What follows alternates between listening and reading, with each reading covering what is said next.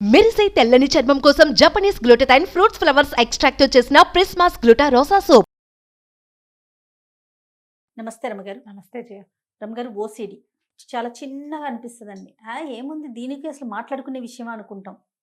అలాంటి వాళ్ళు, ఓసిడి ఉన్న వాళ్ళు ఇంట్లో ఉంటే ప్రత్యక్ష నరకమాట అండి. నేను అవును. చాలామంది డాక్టర్స్తో మాట్లాడుతూ ఉంటాను కదా, దానికోసం థెరపీస్ తీసుకుంటారంట, ట్రీట్మెంట్కి వెళ్తారట.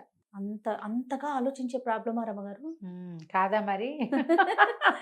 పడే వాళ్ళకి తెలుస్తుంది అంటారా? అబ్బో, మామూలుగా ఉండదు జయ. ఉతికిందే ఉతికి, కడిగిందే తుడిచిందే కడిగి, చేతులు కడుక్కుని, మొహాలు కడుక్కుని, స్నానం చేసేసి, ఇది ఇప్పుడు ఓసిడి ఉన్న వాళ్ళు వాళ్ళ వరకే ఉంటారా? ఇంట్లో మిగతా అందరూ కూడా ఫాలో అందరు అవ్వాలనుకుంటారా? వాళ్ళ వరకు వాళ్ళు చేస్తారు. ఓకే. ఇంట్లో వాళ్ళని చంపుతారు. ఇంట్లో వాళ్ళని కూడా చంపుతారు. ఇంకా ఈ ఓసీడీల్లో ప్రచండమైన ఓసీడీలు 2 పెద్ద పెద్ద ఉన్నాయి. నేను 30 కేసులు పైన చేసేవి. ఏంటి రమగారు? Periods with OCD. ఎట్లా క్లెన్సీనెస్ మీద? వాళ్ళ క్లెన్లీనెస్ మీద క్లెన్స్గా ఉండటము, క్లీన్గా ఉండటము కాదమ్మా అది.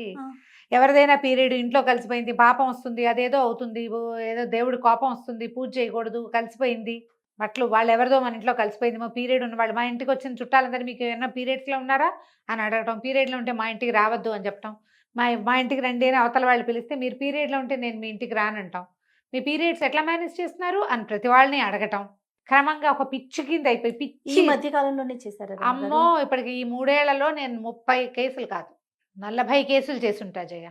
ఈ మధ్య, ఈ రోజు, ఈ 3 ఏళ్లలో, ఇప్పుడున్న దీంట్లో ఈ 3 ఏళ్లలో నేను దాదాపుగా మొన్న మా క్లోజ్ ఫ్రెండ్సే, మా వాళ్ళే, ఆ అమ్మాయి అసలు సూసైడ్కి సిద్ధంగా ఉంది.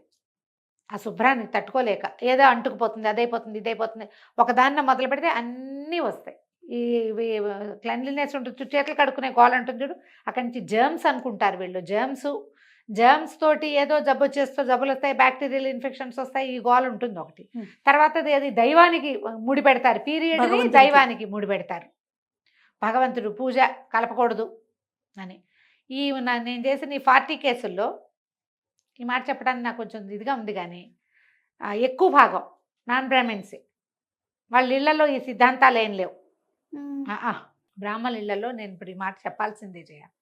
బ్రాహ్మిన్స్ అంటే కొంచెం మడి ఆచారం పాటించే అన్ని ఇళ్ళు, బ్రాహ్మణులకే కాదు మరి వైశ్యాస్లో కూడా ఉంటుంది ఈ సిద్ధాంతం నాకు తెలిసి. కొంతమంది నాకు పద్మశాలి ఫ్రెండ్స్ ఉన్నారు, వాళ్ళు కూడా ఇంట్లో కలుపుకొని నేత చీరలు చేస్తారు చూసావా, వాళ్ళు కూడా పీరియడ్ని దూరంగా ఉంచుతారు. ఏంటంటే ఈ భగవంతుడికి సమర్పిస్తామని బట్టలు, తర్వాత బట్ట పాడైపోతాయి, ఏవో వాళ్ళ పద్ధతి, తాగు జాగ్రత్తగా ఏముంది, వాళ్ళని విడిగా ఉంచుతారు అంతేనమ్మా. తప్పి తగిలి ఏదో చేయి తగిలింది అనుకో, కొత్త బట్టకు అసలు తప్పు లేదంటారు, పసుపు నీళ్లు చల్లుకుంటారు, గంగాజలం చల్లుకుంటారు. ఏదైనా పూజ చేయించుకునేటప్పుడు ఒకసారి మళ్ళీ మనం పుణ్యావచనం చేయించుకుంటాం.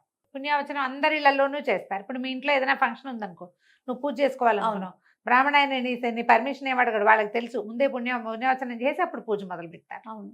పసుపు నీళ్ళు చల్లుకుంటే సరిపోతుంది, గంగాజలం చల్లుకుంటే సరిపోతుంది. ఈ పీరియడ్ 4 రోజుల తర్వాత ఇంకా అది ఏమీ ఉండదు. ఈ పీరియడ్లో ఎలాంటి పిచ్చ ఓసీడీల కింద వచ్చేసాయంటే అప్పుడు వాడిన బట్టలు మళ్ళీ ఇంకెప్పుడు వాడకూడదు, అలాంటివి వాటిని విడిగా పెట్టి ఆ 3 రోజులు అవే వేసుకోవాలి. ఎక్కడికి వెళ్ళకుండా ఉండే కాలం కాదు కదా ఇది. గదిలో కూర్చుంటే మనకు అన్నం పెట్టే రోజులు అసలు కానే కాదు. పైగా మీ ఇళ్లలో లేనప్పుడు ఎందుకు పాటించాలమ్మా అని చెప్పి చెప్పి చెప్పి చెప్పి చచ్చిపోవాల్సి వస్తాం. జర్మ్స్ అనుకుంటారు, పిల్లలకి ఏదో వచ్చేస్తుంది అనుకుంటారు. ఒకరు ఏమైనా దాని మీద పడిన నీళ్ళు, అక్కడ పడిన నీళ్ళు, అదేదైనా ఒక చుక్క బయటపడిందేమో అనుకుంటారు. అన్నీ కడిగేసుకుంటారు, బట్టలన్నీ ఉతికేస్తారు. ఎన్ని బట్టలు ఉతుకుతారో పీరియడ్స్లో మరీ కష్టం. ఇది పీరియడ్స్, ఇదో గోల. ఇందులో మళ్ళీ వీళ్ళకి ఆడపిల్లలు ఉన్నారనుకో, ఇక చచ్చే చావే. ఆ పిల్లలు చావు చిన్న చావు కాదు. దీని క్రమంగా దాంపత్య జీవితం వైపు, దాంపత్యము ఓసిడి, అది కూడా బట్టలు తడిపేయాలి, దుప్పట్లు తడిపేసేయాలి, మొగుడికి తలంటి పోసేయాలి, వీళ్ళు తలంట్లు పోసేసుకోవాలి. ఈ మధ్య లోపల ఎవరు ముట్టుకోకూడదు, అమ్మో నన్ను అమ్మ మంచం మీద కూర్చోకూడదు, ఆ మంచం మీద, అది కూడా ఓసిడి అయిందా. అక్కడి నుంచి ఏ కూర తెచ్చినా సరే డెటాల్లో ముంచి కడిగేయాలి. నిజం జయ, ఎంత ఒక నవ్వొస్తుందో, వాళ్ళు పడే హింస, ఎంత బాధపడతారో ఆ ఓసిడి ఉన్న వాళ్ళు ప్రత్యక్ష నరకాన్ని అనుభవిస్తూ ఉంటారు. ఆ మనసు మాట విందు, పాపం విందు. వీళ్ళు చేసే ఈ పిచ్చగోలకి ఆ మొగుడు, ఆ పిల్లలు లేచకపోదామని చూస్తారు. వాళ్ళు ఎప్పుడెప్పుడు ఈ పీడ తప్పుతుందా అని చూస్తారు. నిజంగా వాళ్ళు పడే హింస చిత్రహింసలే అవి. దాని బదులు 2 చెంపకాయలు కొట్టినా బాగానే ఉంటుంది. అతి శుభ్రాలతోటి స్కూళ్ళకి వెళ్తారు, స్కూల్లో ఎవరైనా పీరియడ్స్లో ఉన్నారేమో, ముట్టేసుకున్నారేమో అని భయం. అందుకని స్కూల్కి వెళ్ళి కట్టుకెళ్ళిన ప్రతి పట్టు చీర ఆవిడెవరో నన్ను అడిగారు ఒక మాట ఎప్పుడు నాకు నవ్వొస్తూ ఉంటుంది. ఏమండి మరి మీరు ఎప్పుడు కొత్త కొత్త చీరలతో పట్టు చీరలతో కనిపిస్తారు కదా, వాళ్ళని వీళ్ళని ముట్టుకుంటే మీ చీరలు ప్రతిరోజు ఉతుకుతారా? అమ్మ నా సంగతి కూడా మీకే కావాలా అమ్మా అని అడిగాను. మరి ఇంకా నేనేమన్నా, ఏం సమాధానం చెప్తారు? నేనేం చేస్తానో చెప్పాలి ఆవిడకి. నాకు తోచింది చేస్తా, నీకు సమాధానం చెప్పను నేనేం చేస్తాను నీకు చెప్పను నేనని చెప్పి. ప్రతి వాళ్ళు ఒక నలుగురు గ్యాదరింగ్ రాగానే ఏదో పీరియడ్ మాట రాగానే ఎట్లా చేస్తున్నావు అని అడగటం, కలిపేసుకుంటున్నాము అనగానే వీళ్ళు మొదలైపోతారు. అమ్మో అదైపోతుంది ఇదైపోతుంది ఏదో అయిపోతుంది ఏమిటో అయిపోతుంది అనగానే వీళ్ళకి భయాలు మొదలు. పిరికి వాళ్ళు అనుకో జయ, బలహీనమైన మనసున్న వాళ్ళు ఎక్కువ బెంగ పెట్టుకుంటారు. మేము అట్లా చేస్తాం, మేనేజ్ చేస్తాం, ఇలా మేనేజ్ చేస్తాం. మా ఆయన వంట వండేస్తా అంటే నీ మొగుడికి వంట వండుతాడు, చిన్నపిల్లలున్నా వండి అక్కడ పెట్టెళ్తాడు. దూరంగా ఉంటావు, ఏవి ముట్టుకోకుండా ఉంటావు. అందరికీ కుదురుతుందా అది? ఈ కాలం ఏం కాలం, ఎవరికి ఎట్లా కుదిరితే అట్లా కుదురుతుంది. నేను కలుపుకోమని చెప్పట్లా, మా ఇంటి అర్థమైందా? దీని మీద ఎక్కువ మాట్లాడుకుని అదే పెద్ద ఏమంటారంటే అది లేనిదే అదేదో సరిగ్గా చేయకపోతే కొంప మునిగిపోతుందన్న భయాల్లో ఉండద్దు అసలు. అది చెప్పబడిన వ్యవహారం వేరు, ఇప్పుడు మీరు ఆచరిస్తున్న వ్యవహారం ఇంకోటి. దీనికి థెరపీలు అవసరం, ప్రాణాయామాలు అవసరం, ధ్యానం అవసరం, యోగా అవసరం. ముందు మీకు లాజిక్ అవసరం మీ బుర్రలకి. అది ఎన్నిసార్లు కడిగినా అదే. ఈ కంచాలు కడిగి పెట్టుకుంటారా? ప్రతిసారి మంచినీళ్ళు తాగేటప్పుడు లోపల నుంచి తీసిన గ్లాస్ ఇప్పుడు మనం నిన్న కడిగాం, వాటిని తుడిచి పెట్టుకున్నాం. మళ్ళీ ఇప్పుడు గ్లాస్ కడగాల్సిన పని ఉంది. గ్లాసులు కడుగుతారు, గిన్నెలు కడుగుతారు, కంచాలు కడుగుతారు, మళ్ళీ ఫ్రెష్గా కడుక్కోవాలి. కడుక్కోపోతే కుదరదు. వాళ్ళ ఓసిడి అది. మా ఇంటికి వచ్చి కూడా కంచాలు కడిగేస్తుంటారు కొంతమంది. మన ఇంటికి వచ్చి ఫ్రెండ్స్ చుట్టాల ఇంటికి వస్తారు, కంచం కడుక్కుంటారు. అది ఇప్పుడు తోము పెట్టి తుడుచుకున్నాం మేము. తుడిచింది ఇప్పుడు తడి కంచంలో నేను అన్నం పెట్టుకోను కదా జయన్, నీకు తెలుసు. కంచం తడిగా ఉంటే నా వల్ల కాదు, పొడిగా ఉండాలి. నా ఓసిడి ఇది. బాగుంది. తడిగా ఉంటే ప్లేట్లలో వాటిల్లో ఏం పెట్టబుద్ధి కాదు. తడి గ్లాస్తో మంచినీళ్ళు కూడా నచ్చవు నాకు. ఆరాలి కదా, అది ఆరిపోతే పోనీ ఒక రకం. ఒక్కొక్కళ్ళకి ఒక్కొక్క రకం ఉంటుంది. మీరేమైనా ఇలాంటి కేటగిరీలో మీరున్నా, మీ భార్యలు కానీ భర్తలు కానీ అత్తగారులు కానీ ఎవరైనా ఉన్నా, వైద్యం అవసరం, ఖచ్చితంగా డెఫినెట్గా కావాలి. దాంతో రెండోది, మీకు ఈ మనసుని మేనేజ్ చేసుకోవడానికి కొంత ప్రాక్టీస్ కావాలి. దానికి లాజిక్ చాలా అవసరం. లాజికల్గా థింక్ చేయాలి. అది మనంతటా మనకు రాదు రమ్మగారు. మీరు అన్నట్లుగా వైద్యుల దగ్గరకో లేకపోతే మీలాంటి వాళ్ళ సలహా ఏదన్నా వింటేనో లాజికల్గా ఆలోచించుతాం కనీసం. మార్పు లేకపోతే అప్పటి వరకు మనం చేసేది కరెక్ట్. ఇంట్లో వాళ్ళు చెప్పినా వినరు గారు, వినరు. అక్కడి నుంచి శానిటైజర్ ఎంతసేపు శానిటైజర్ అమ్మా. అవి కోవిడ్ తర్వాత కూడా, కోవిడ్ అప్పుడు సరే, తర్వాత కూడా ఇప్పుడు కూడా శానిటైజర్ చేస్తే ఎందుకు అదంతా చేసుకుంటారు? ఆ వేలు ముద్రలు అరిగిపోతాయట జయ, వాటితోటి గీతలు పోతాయి అంటారు. వేలు ముద్రలు కూడా అరిగిపోతాయి. ఎక్కడైనా ప్రతి చోట మనకేమో తంబులేని అయ్యే. ఎందుకంటే అలవాటైపోయిందిట. ఇప్పుడు డాక్టర్స్ అలాంటి వాళ్ళంటే తప్పదు, పేషెంట్లను ముట్టుకుంటారు. నువ్వెవరిని ముట్టుకుంటావు?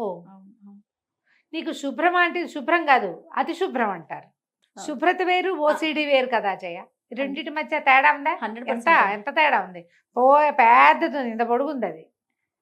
జబ్బు ఓసిడి అనేది మానసికమైన సమస్య.